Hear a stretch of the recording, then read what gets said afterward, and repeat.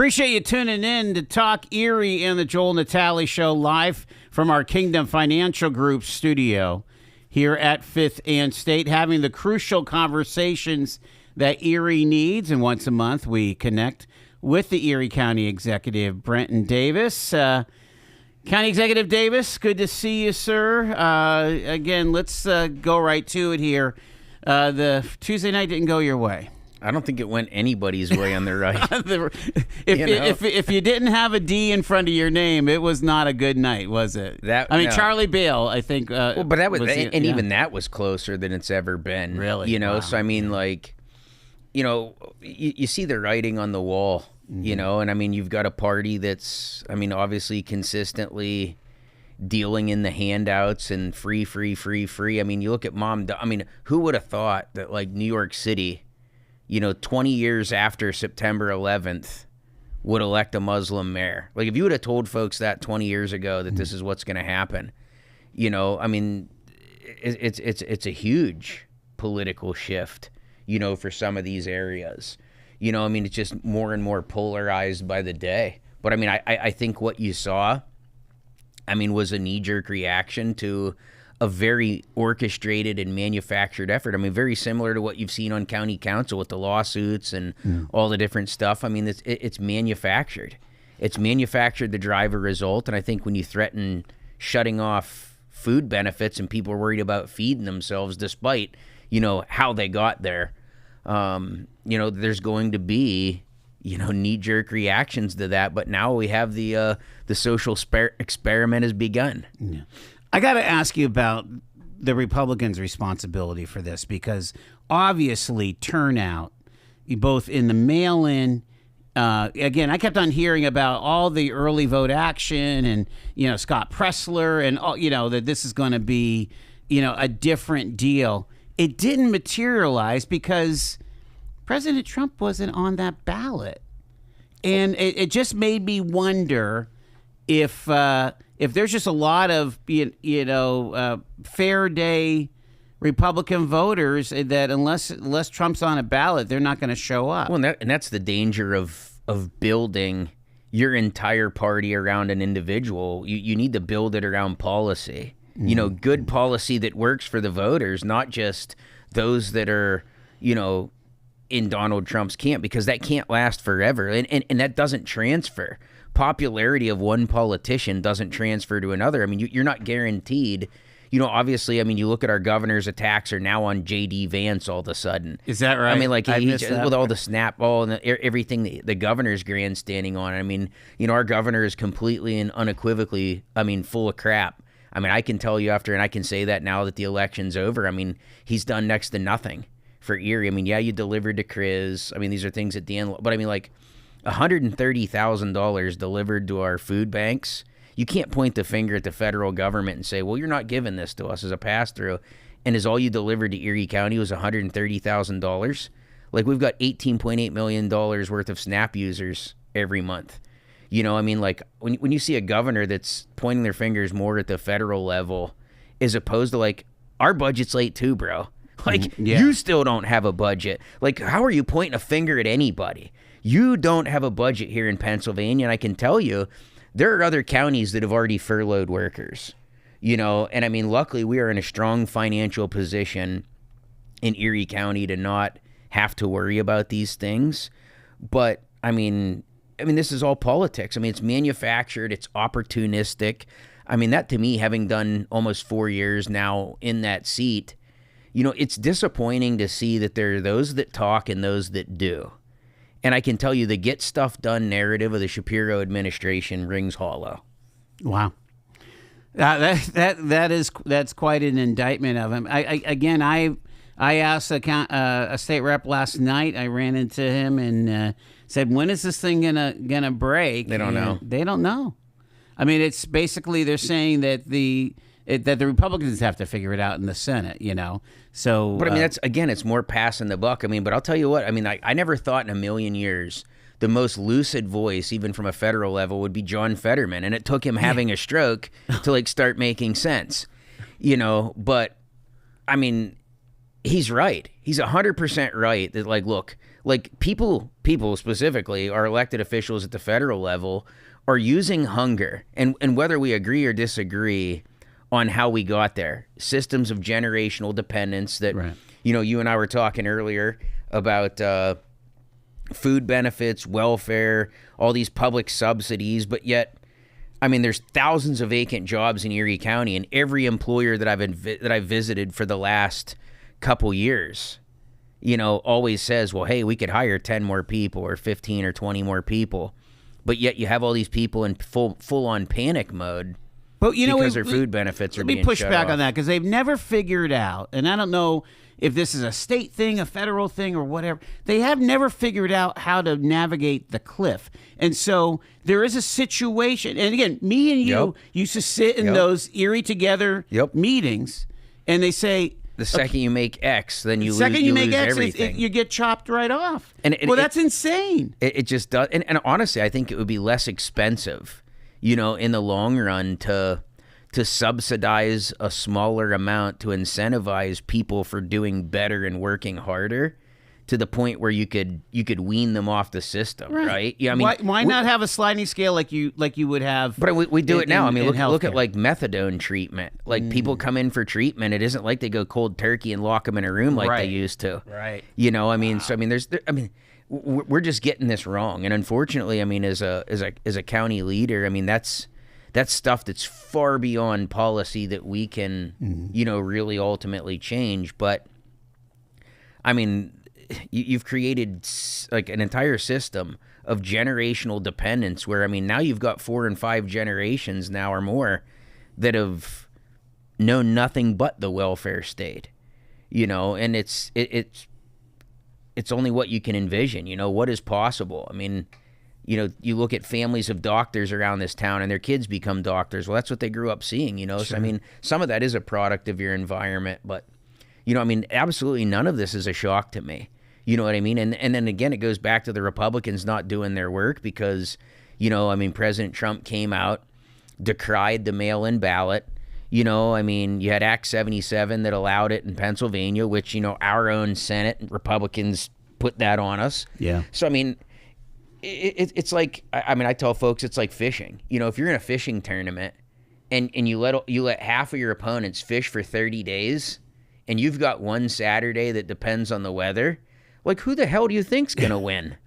Wow. You know, I mean, like, so, I mean, we just never embraced it. I mean, as a party. And I mean, we're going to continue to get shellacked until A, we embrace it and normalize it, or B, eliminate it. And I think, honestly, I don't think mail-in ballots are the best way of doing it, because you look at how many folks, you know, halfway through that election or the general election kind of say, okay, I just ran my ballot and sent it back. But then all this information comes out. Sure. I mean, that's just the reality. I mean, look at there's a town in Maine that elected a woman that was convicted of manslaughter because she had a D next to her name. Convicted of killing a person. You know, so I mean, it kind of normalizes the whole like burglary thing here. It kind of makes that look like peanuts, but I mean, in the grand scheme of things, I don't think people are researching. It doesn't give enough time for the candidates to fully, I think, make their case to the voter.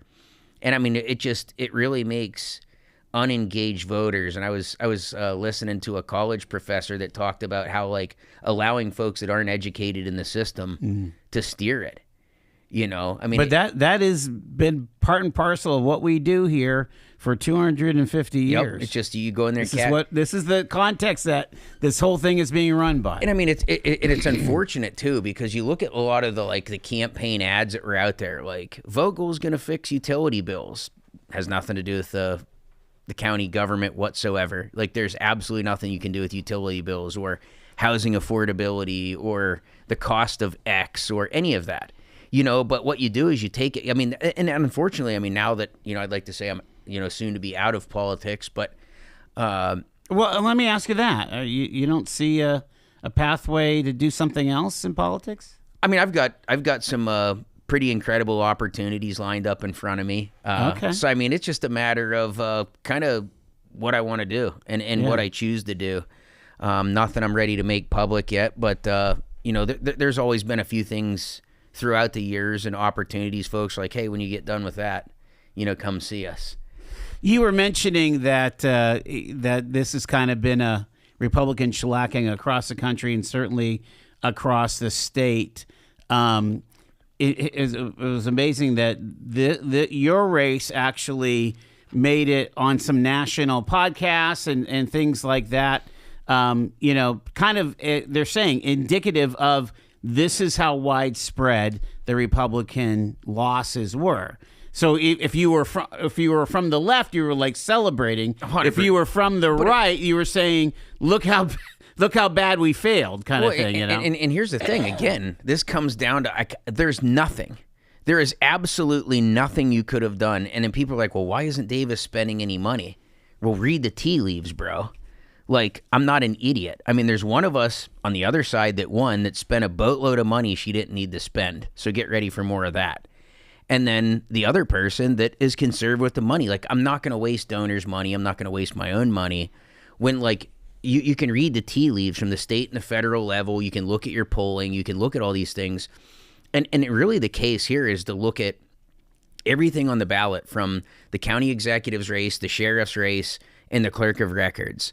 Clearly I spent more than any of those other Republicans. I mean, I think Jeremy Markham might have had maybe $5,000 in the sheriff's race, and I honestly don't even know if Ribner in the clerk of records race even spent more than $250. Wow. But all the votes were almost identical. So what is that? Right. You could have put $5 million into any one of those races, and the outcome would have been the same.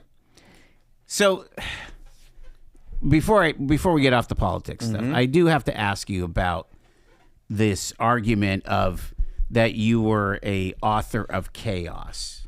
Well, I mean, again, it comes back to, how many times have I said manufactured chaos? I mean, I'll tell you, so here's the whole thing. Take these lawsuits, right? We just had the Commonwealth Court argument with the veto case last week. Well, Tom Tallarico, the day before, which is county counsel's attorney, comes to Bill Sparrows and basically says, we could just drop this and call it whatever. Seriously. Oh my God. So, I mean, you sit there and think about this, we all knew this. You notice, this is manufactured chaos. And I firmly believe that, I'll be off onto my next opportunity doing whatever that's going to be. And you're going to have a decision that comes back from this Commonwealth Court to prove that we were right this entire time, to prove that county council, and you know what? They flat out, I mean, your attorney coming out and even saying that you're willing to drop a lawsuit the day before you're supposed to be in court because you won an election. Anybody, and don't get me wrong, cards well played. However, without this national trend, of threatening SNAP benefits and the voter retention and abortions on the ballot and all the crazy stuff that they were after, I mean, that was an overarching, global overlord, kind of approach to winning these elections, and it worked. I mean, this isn't the first time that, Americans have been feared into voting one way or another. And the more you learn about campaigns, the more disheartened you get, because it's not about truth. It's not about the best qualifications. Because, I mean, I'll go into my grave, and I think for the next 4 years, you're going to see that a Vogel administration isn't going to hold a candle to the things that we've been able to get done. But the reality is you are where you are, and the voters voted for that. And, I mean, that's the way this game is played, unfortunately. I mean, the days of, in 1990, there never would have been federal or state money in a county election anywhere. And people would have been like, oh, let's see what, I mean, it was kind of almost like rinse, and then okay, here's the next year. And then it's a whole new game. Yeah. A whole new game. And everybody's like, well, the score is this. You start off with the zero-sum scores. It's not like that anymore. The division is there. The polarization's there. Social media is a constant 24/7 presence. And again, I mean, you have, now county executive-elect Vogel, whose campaign ran on things that make absolutely no sense. But nobody ever calls out, why are you running on stuff that has nothing to do with your office? It's a dog whistle. And the more that I learn from these consultants, and, it's kind of disheartening, because you're like, look, all these things that you've done makes not a bit of difference. Like, this is what the uneducated, they can blow the dog whistle and get them to fill in that D next to that ballot, and they did. And it was a wave. I mean, you had, look at Dauphin County Clerk of Records. Yeah. Spent $300,000, was a household name Republican, in lost to a complete unknown with very little qualifications and, you know, other I think negative aspects that might have spent $3,000. Wow. So I mean, like, again, like, that wasn't a win on the ballot for any particular candidate, but that was clearly a win for a party. Now, whether that'll be a win for the people, I would argue different. But I mean, the future is going to tell that. It's what are Democrats going to do at this moment? You know, I mean, is it going to be kumbaya here in local government? I don't think so. And I think, I mean, it might start off that way. But I think with the factors that be, you know, they have to like really put up or shut up now, because there's absolutely nothing that stops them from implementing their agenda. I mean, and then think about it. It's any coincidence that we got railroaded on the tiny homes. We got railroaded on releasing Christina Vogel's burglary mugshot by the city hall until after the election. Like, and then magically, like, the day after the election, the Schember administration releases a tax increase and fee increase. Like, are you kidding me? Like, this is what you all voted for. Yeah. And you're going to get more of that. Talking to the county executive, we will pivot into some of the current issues. It's got to pass a budget here by the end of the fiscal or the calendar year, and some of the other things coming up here. It's Talk Erie.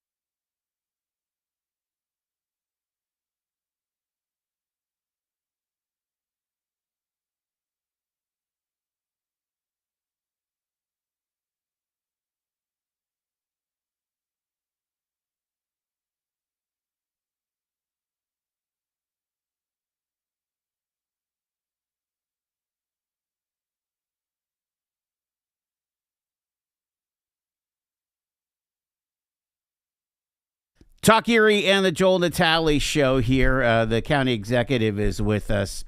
All right, let's pick up on this before we go to the budget here, because you're about to go. And again, it's not really doing battle, but your budget director, your Department of Finance. What's the gentleman's name again? Lichtenwalter has to go down now to these budget hearings, right? Doesn't he? Well, I mean, so they did it, and then they did their Secret Squirrel Saturday budget meeting this Saturday, so that's done. So, I mean, like, it's convenient you hold your budget meetings on a Saturday, right? Like, yeah. So what about that whole thing with the tax increase? Remember you had that short 2-minute press conference or whatever. Well, they sent it down with a 7.12 mil increase. I mean, the current millage is 6.61. So, I mean, there's no other way to read this. I mean, if it's 6.61 and you send it down to 7.12, like, where did these and it just happens to be the number you tried to slide over the plate last year that I vetoed that we're in a court case over. Okay. You know, so I mean, that kind of stuff. I mean, it's a catch-22. For them. So will the baseline of the budget be based on that higher number? No, it's the baseline of the budget's based on 6.61, what it actually is. You know, you can't tell me, and that's all part of these lawsuits that went down to the Commonwealth Court. I mean, it's just crazy. I mean, this is the chaos of this council, that they want to do these weird things and then point to it. They want to start these lawsuits and then try to pass stuff to say, oh, well, the administration can't pay the attorney because we sued them. Well, you're creating these bills. Like, I didn't sue anybody. I have not spent a single dollar suing anybody.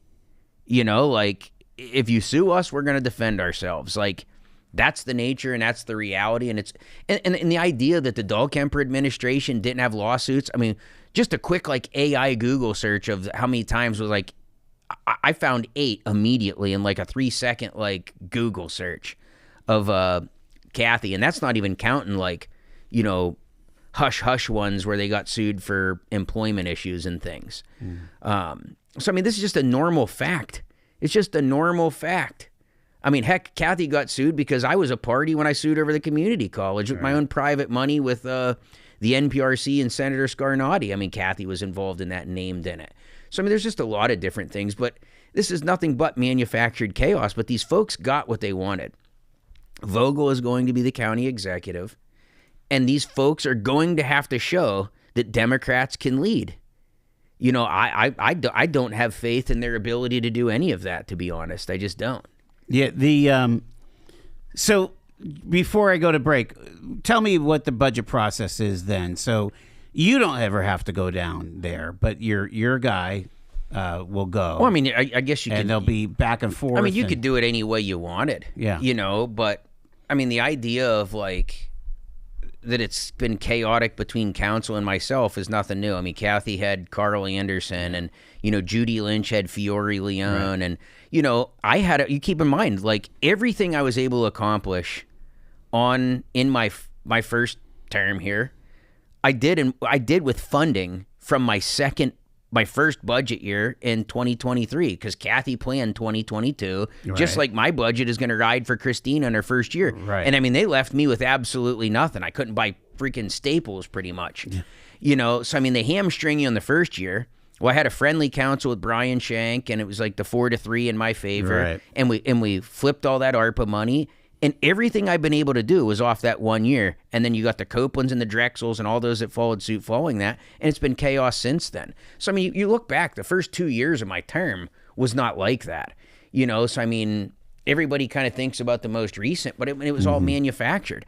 And, I mean, Christina's going to have the same challenges. She's 100% going to have the same challenges, because I can tell you, Democrat, Republican, it makes not a bit of difference. There's always somebody, 1 or 2 downstairs, that think they're going to be in your executive seat or want to be. They're going to try to back lead. It'll be the tail wagging the dog, even if they work in, some sort of, collective. But I mean, that's scary in itself, right? I mean, this is the very thing that Democrats like decry in the federal government. Oh my God, Donald Trump has the House and the Senate and the White House. This is tyranny. Well, it's this very same thing that you're cheering on here. You want county council and the executive to sing Kumbaya and not have checks and balances. Like, the curtains don't match the drapes. We're talking to the county executive. We got to take our break at the bottom of the hour here. It's Talk Erie.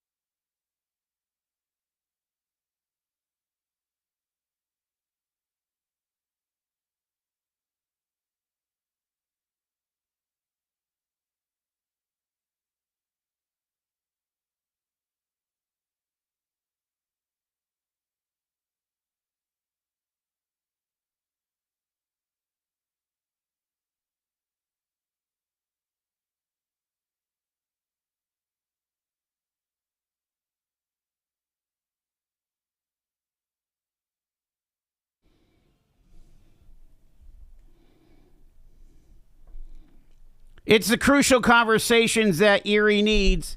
Talk Erie and the Joel Natale Show on a Monday, 4:34. The county executive is with us, Brenton Davis, for his monthly meeting, and because of the results of Tuesday's election, it'll be we'll have one more after this, Brent, and I want to ask you about some of these dangling participles. Get an update here. So, where are the tiny homes? Where are we at as far as what do you need? Do you need occupancy permits? No. Where are we at with that? So we got a plan. So we've got a plan for that, but the Vogel administration won't have to worry. We've got some stuff working on that. I'm not ready to reveal, but we've got an entity that can step up and bring those across the finish line. So is it a situation that you're remember, the idea was to maybe have about half of them in the city, so we're and gonna, then sprinkled out in the county, right? We kind of just pivoted a little bit. You know what I mean? The city was just too difficult to deal with. Apparently, they don't want these resources in the city, so we went a different. We're going a different avenue. I mean, obviously, those belong to Erie County Care Management, so I mean, it's not really for the county to direct. I mean, Charlie Barber and I were working very closely on that, and I was kind of helping streamline those things. But they'll ultimately end up leaving that location, and they'll go to other places, and they'll be employed in communities that want the assistance as opposed to communities that want to be difficult. Talk about our neighbor's place, at the resource center there.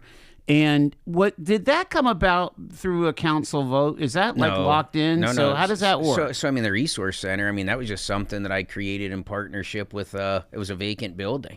Okay. So I did that in partnership with our neighbor's place last year.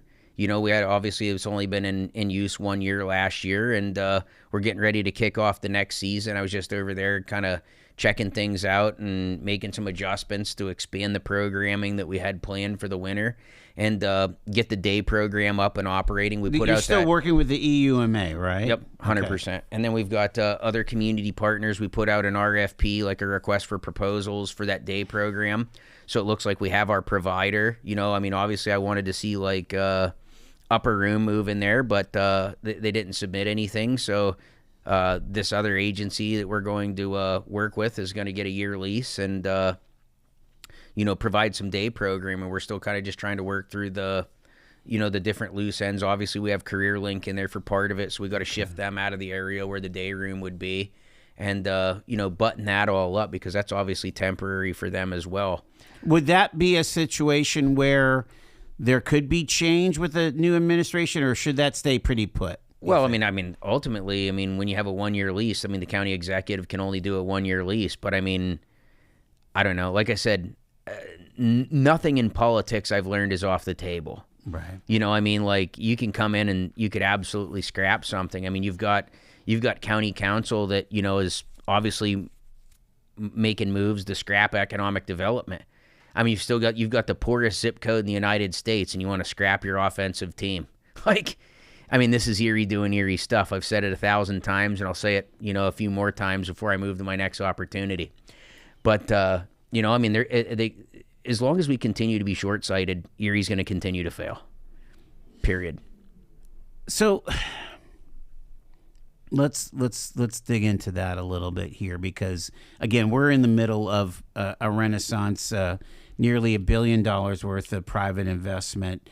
Especially in the downtown along the 12th Street corridor. But ask yourself, like, what? It looks cool, right? It looks cool. It's great for the CRIZ. It's great for generating some other money, through mechanisms. Thank the Lord that Dan Laughlin was able to get something out of the governor.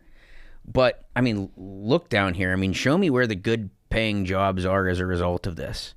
It's the ones that can already afford this. It's the boomerang couples that want to spend their warmer months here. It's some of the working professionals that can already afford this that are renting these $1,800 and $2,000 apartments. Because otherwise they would be in Fairview and Mill Creek, though. You just got to ask yourself even further. At the hammocks, It's not that it's a bad thing, right? Yeah. Because it's a game of many spinning plates. Community development is many spinning plates. But you got to ask yourself. Just because we have an expensive investment in downtown doesn't mean it's the investments that create family sustaining jobs because it isn't. I mean, you're just not going to get that at the food hall. You're not going to get this at the Ascend gym. Like, what are those kids making running that climbing gym or working at this gym? I mean, there's nothing down this. Shops. I mean, it's great for a couple shop owners, maybe. But they're making the family sustaining wages at Hammett, at Erie Insurance, at Gannon. I mean, it's a place for meds and eds to live, work, and play. Where they are. But the point is the EDDC has absolutely nothing to do with that calculation. I mean, other than maybe providing like housing that those folks would want to live in.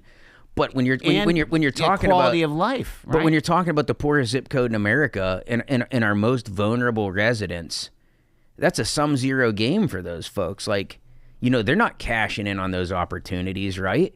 So I mean, like, to me, just because you have a Fortune 500 company that makes a significant investment downtown, it doesn't equate to moving the meter for all those residents 3 blocks to the east of them.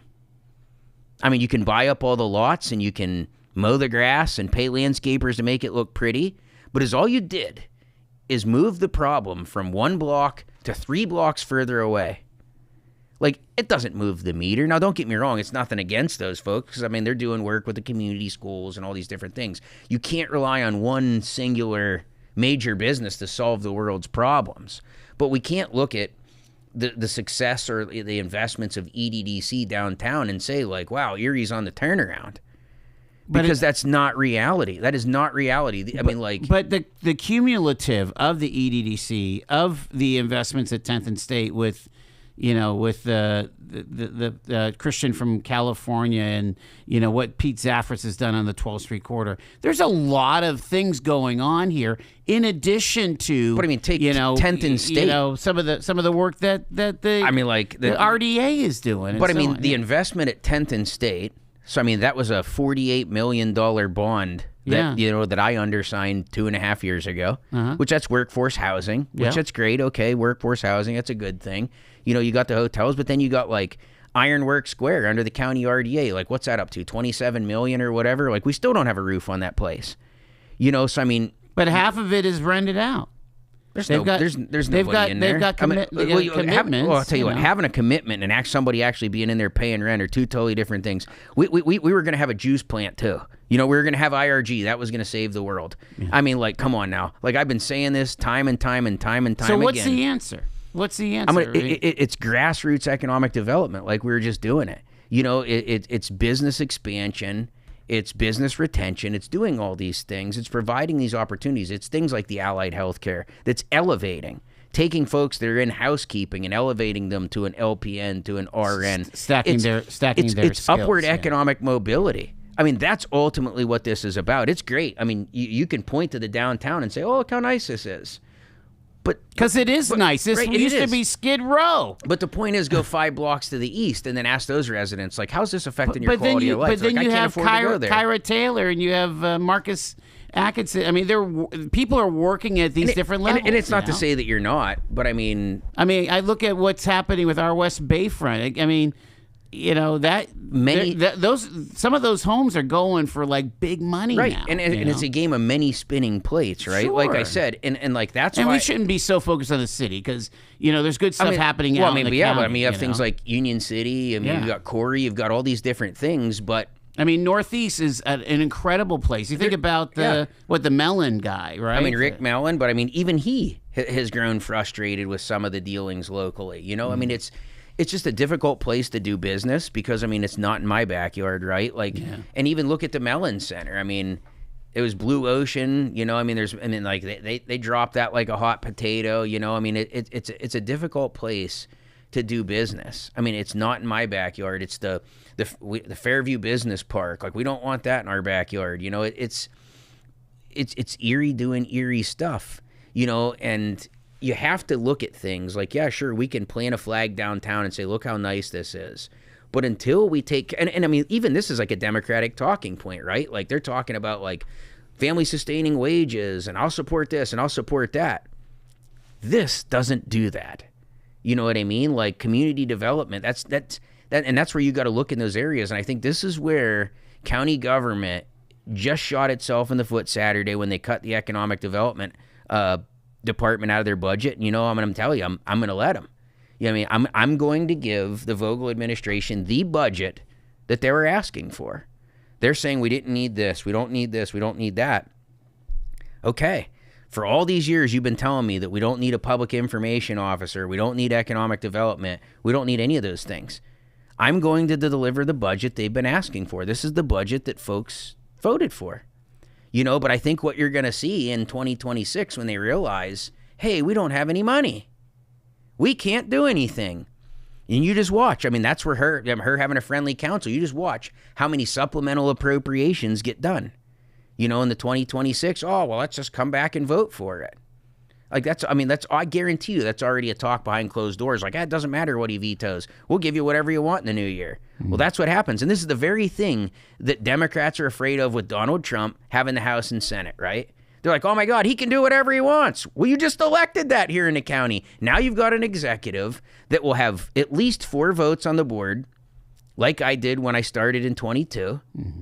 And that flips. So, for them to think that it's going to be kumbaya, you don't think there's going to be vocal opposition? The 3 that have voted for me this time aren't going to be pushing back and become the quote unquote New Rock Copeland? Or what happens when Drexel loses his seat? Or Tellerico, or Rock or Scatella not running again. There's no guarantees. Scatella, So you look at all these different things, and then here's the other thing: when they lose those lawsuits that they've been suing me for, and I'll have moved on to my next opportunity, and I'll be able to say, I told you so. They don't follow you personally, right? These lawsuits. They're a suit against the executive. So anytime county government gets sued, if somebody was walking in front of X, Y, and Z and slips on the sidewalk, the county exetive is named in the lawsuit because you're the signatory of the government. So anybody saying oh, Davis has been sued. Well, so is Dahlkemper, and so is DeVecchio and Grossman and Judy Lynch. They've all been sued. Right. So interesting. So we've got 6-7 weeks left here. You're going to concentrate on the budget, it sounds like. And what other boxes do you want to check before January 1st? Well, it's just things like we're already doing. Just making sure that. I'm a firm believer. I'm not going to do unto Christina Vogel what was done to me. My transition from the Dahlkemper administration equated to a binder. A binder that was handed to my people. No meetings between the two. Heck, the day I was sworn in, I had to wait until 1:00 in the afternoon to have access to the county executive's office. I was sworn in for 3 hours. I had to take my parents to lunch before I could even get into my own office. That's not a gentleman's way of doing what people expect you to do, or a lady's way, And despite Kathy being named as the chair of this transition committee, we are going to turn over a government that sets an administration up for success. Because, again, I've said it time and time and time again. We can agree, we can disagree, but that campaign is over. It ended Election Day, right? And if you truly care about the betterment of your community, you're not going to hamstring it. Look at these lawsuits. All the lawsuits and chaos. Well, it's the same damn thing Shapiro's doing to our president. How many lawsuits does he sit there and tout? This is the new way of doing politics for some strange reason.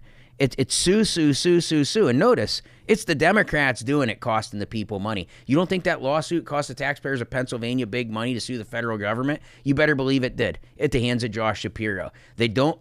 County council doesn't want the executive to have a public information officer and then decry communication and transparency. Yet our governor has a $3 million public information team with 21 different PIOs on it. It's just rules for thee, not for me. This is the tactic that we've seen of this council this entire time. But, I can't wait to just watch what the system looks like. When that door closes, the rubber meets the road, and then, Executive-elect Vogel realizes the folks that she thinks are her friends are going to prove not to be. Everybody's out for their own interests. And I mean, that was a hard lesson that I had to learn. Well, here's the thing that really concerns me about that statement, because let's face it, much of if you take it by the dollars, much of the budget of county government is human services, whether it's drug and alcohol, OCY, the Office of Children and Youth, and so on. I mean, so those innocents, if you will, should not be ill affected by an administration change. But they will. I mean, it's things like this. I mean, keep in mind one of the items in our lawsuit was Rock Copeland and cohorts, removing $1.2 million in revenue for OCY for 110 kids that go to 74 loving families. Had I not vetoed that successfully and accepted that money, and I was sued over it for accepting money from the state meant to help little kids get adopted, and they tried to stop that. I mean, it's because they didn't know what they were doing. I've said this entire time. They've taken bad legal advice. They've gotten themselves into lawsuits, and people can be affected. And here's the thing, Christina said in throughout this campaign, well, we need to go to zero-based budgeting. Well, that's not how it works, and you're going to find out very quickly that you have to fund your priorities. This isn't a pizza budget. We don't run a pizza shop.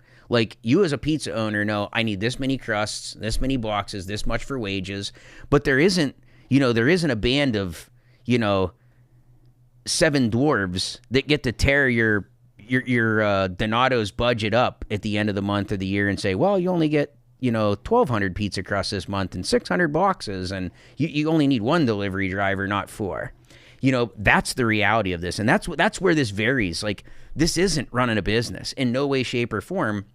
And then the other thing is talking about, well, the money for economic development could be used for OCY. Well, newsflash, that's all based on need.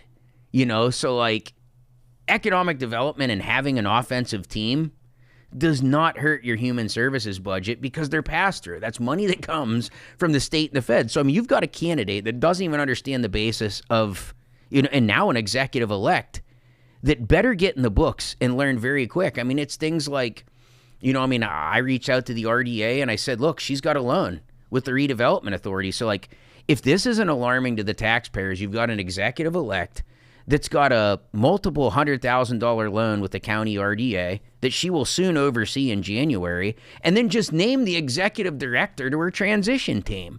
Well, look what happened at ECRO with some of these loans that failed to get paid in places. They went from a loan to a what? A grant. Yeah. So, I mean, like, if taxpayers aren't sitting there thinking like, oh, man, I mean, that'd be like you getting in charge of the bank that has the mortgage to your house and says, you know what? I don't want to pay 5.5% interest anymore. I think I'm going to pay 0 interest. Or maybe I don't think that should be a loan. That should probably be a grant. And let's schmooze the board with the money they need for EMI to magically just got forgiven. We just don't talk about it for a year or two. Like, these are the things that can happen. And that's why I asked the board in an email 2 weeks ago to Tina Mangini and these folks to say, hey, look, you need to look at the legality of this, because under the Home Rule Charter, you cannot have a loan. And I said this in the debate. You cannot do business. Like, even me. Like, I couldn't come back and get a county government contract. Like, I can't show up in February and magically displace, like, a snow removal contractor and have my skid steers doing it. Like, I am prohibited for up to a year from doing business with the county government, and that's after exiting office. Yeah. So if I can't do that now, how can you be county executive and have a loan from the taxpayers through the very board that you're charged with overseeing? That is problematic, and I mean, that's something that I'm going to be unapologetic about. Christina Vogel needs to take the steps to refinance her loan somewhere else, whether it's private industry. I don't even think she should have the city loans, but that's at least a separate branch of government, right? Because, I mean, you can influence it. There'll be more coming, I'm sure. 100%. So, I appreciate you taking the time. The county executive, Brenton Davis, here for his monthly meeting. Thanks so much, sir. Thank you. We are tuned to Talk Erie and the Joel Natale Show. We're tuned. You're tuned. We're all tuned. Stay with us.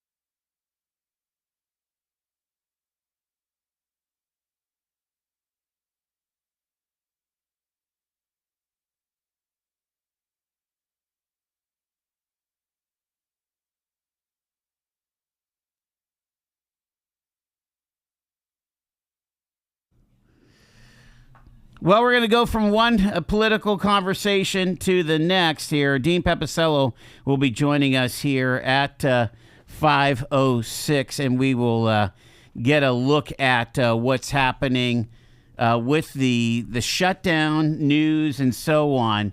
And I tell you what, let's take a quick look at any updates with the weather.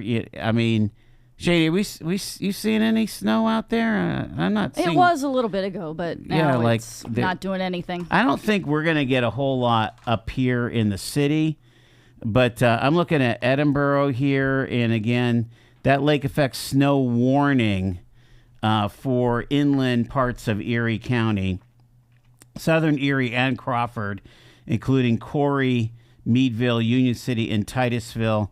Getting 5 to 8 inches through 1 o'clock on Tuesday. And isolated higher amounts up to 10 inches possible. And, visibility could drop to minus, about a quarter mile. So I want to take a look here on the on the weather app and see if we can see any kind of radar that's happening here. Tell you what, I have such trouble with these weather apps. Does yours just come up? Because I don't see it. No, I mean, I can look at the Erie News Now forecast for today, tonight. Current temperature is 32 degrees. 32. Right. Tonight, snow showers becoming windier overnight. Okay. Low around 30 degrees. All right. Yeah. You say that like you're gunning for the network or something like that. Hey, I'm open to. You're open to. Give me the network gig. Give me the network gig. I'll read the weather. Okay. We got to go to our break. It's news next. It's Talk Erie.